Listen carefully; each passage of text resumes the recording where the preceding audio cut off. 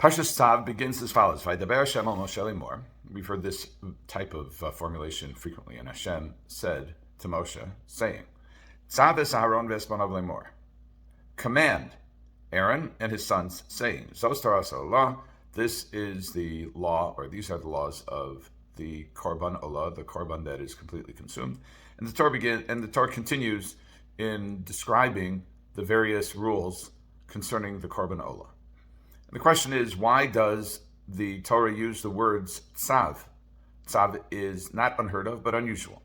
We have Vaydaber Hashem Moshe lemor, Daber el Aharon, Emor el Aharon, speak to Aaron, say to Aaron. Tzav is a language of command, and substantively, it appears that it's no different than if Moshe were to have said rather than commanded. So what's the difference? What does the word Tzav conjure up? What does it connote? So Rashi doesn't ask the question, but he formulates an answer. Rashi says, Ein Tzav ela lashon ziruz. The language of Tzav implies some kind of urging or a request to act with diligence. And Rashi then goes on to say that it's miyad uledoros, not only now, but also for generations. That's the implication of the language of Tzav. And then there's Rabbi Shimon gives an explanation. He says, Amar Rabbi Shimon, that the Torah has a special need to be mizares, to urge the compliance with these laws, especially where there is some kind of monetary loss involved. So Rav Shimon Schwab, in his book, his Sefer Maayan, Beis Hashoeva, discusses this. And he describes that there's a tension between adhering to formal requirements of a mitzvah, specifically here korbanos, offerings, and the intent or the state of mind or the emotional state that a person should have or should be in when he brings the korban.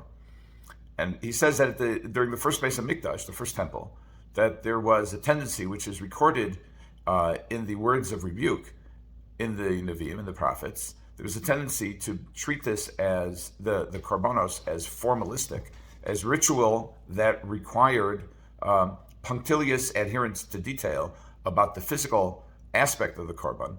But apparently there's a danger, a risk of losing out on the intention of the korban. So we see, for example, in Shmuel I, a haftarah that we read last week, Parshas Zachor. So Shaul is commanded to wipe out Amalek, including the animals, and he doesn't. He leaves some animals alive. He leaves the most attractive, the most bountiful, the most robust animals alive to bring as an offering. Now he says that the initiative for this came from the people, but regardless, the point is that having really, really, really good animals for the offering was something that they viewed favorably. To which Shmuel says, "Hechafetz l'Hashem, ba'olosus v'achim kishma b'kol Hashem." Does God want these offerings, the burned offering and the zevach, as much as He wants listening to what He says, listening to His voice? Hinei shma mizevach tov. Listening to God is much better than a good offering, than a good korban. Like shiv mechelev elim. To listen to Hashem is better in His eyes than bringing a fatted ram. In other words, that there is a mitzvah and frequently an obligation to bring korbanos, but we should not lose sight of the overall goal of the korban, which is to bring a person closer to Hashem so that he will listen to Hashem. So it's anomalous, it's contradictory to not listen to the command that was issued via the Navi, the prophet, Shmuel, to wipe out even the animals of Amalek, and instead to preserve them. It's like, what's going on here? You're holding on to the less important, and you're dropping the more important. Now we know also at the beginning of the Sefer Yeshaya, in the very first parak, so we have HaKadosh Baruch Hu in words that also are reflected in in the Haftarah that we read in Yeshaya Perak Aleph Pasuk Yud Aleph. Lama li rov zivchechem yomar Hashem. What do I need all of your offerings for? Savati alo selim v'chelev marim. I've had enough of these fatted animals. V'dam parim, ukvasim, vatudim, lo chafasti. All of the blood of your animals, I don't want it. And then we see also later in Pasuk Yud Gimel, he says, Lo sosifu havim min chashav, k'toras ta'eva hili.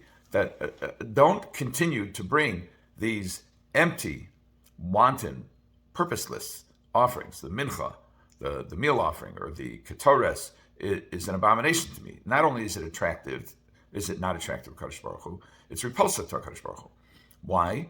Because if a person's mind, if a person's heart, if a person's spiritual position does not change in any way, and a person continues to offend, to oppress the widows and the orphans, to corrupt justice, not to follow God's law, then bringing the offerings is not only meaningless, it's damaging.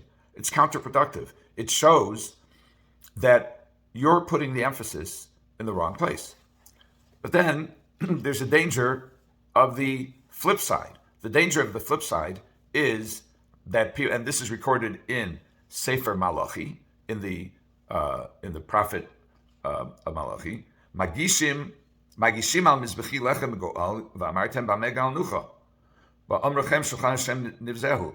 You bring an unfit offering, and you degrade or disgrace my holy place, my altar, and you say, how have we offended you? In other words, that the pendulum swings. And whereas during the first Beis Hamikdash, during the first temple, there seems to have been a tendency to value the formalistic compliance over the intent and the spiritual positioning, in the second Beis Hamikdash, there appears to have been a tendency to the reverse, which is to emphasize the feeling or the emotion and to de-emphasize the offering. And that lack of emphasis of the offering was reflected in bringing subpar animals to the Mizbeach, to the altar. Why? Presumably because they're cheaper. Why spend money on the offering when what's really important is what goes on in the heart? Rahmana liba boy. And we see this tension frequently in the observance of mitzvahs. People will latch on to one type of performance or one type of intention and value that over the other, whereas observes Rav Schwab, that we really need to focus on both. We need to focus on technical compliance, and we need to focus on the intention. He cites as an example the obligation to read Kriyas Shema carefully. And he says that somebody can be so careful about pronouncing all of the words in Kriyas Shema perfectly that he doesn't focus at all on the meanings of the words. And so, very highly questionable whether he fulfills his obligation of Kriyas Shema. Certainly not the best way, and perhaps not at all, depending on the level of kavana that a person has. He may be saying it precisely properly. So there are many circumstances in which an emphasis on either compliance with the technicalities or the other is having the intention and the thought and the desire and the heart can come at the expense of the other. And Rav Schwab says that our goal is to achieve the balance between the formalistic or the formal compliance and the intention. And this is what Rashi is implying here when he says that ziruz, that urging and special level of caution is required, especially miad uledoros, not only for now, but also in future generations, that future generations should not lose this notion of balancing the formal compliance with the requirements of halacha, with the intention and with the heart and with the spiritual level of getting closer to HaKadosh Baruch Hu. Have a good Shabbos.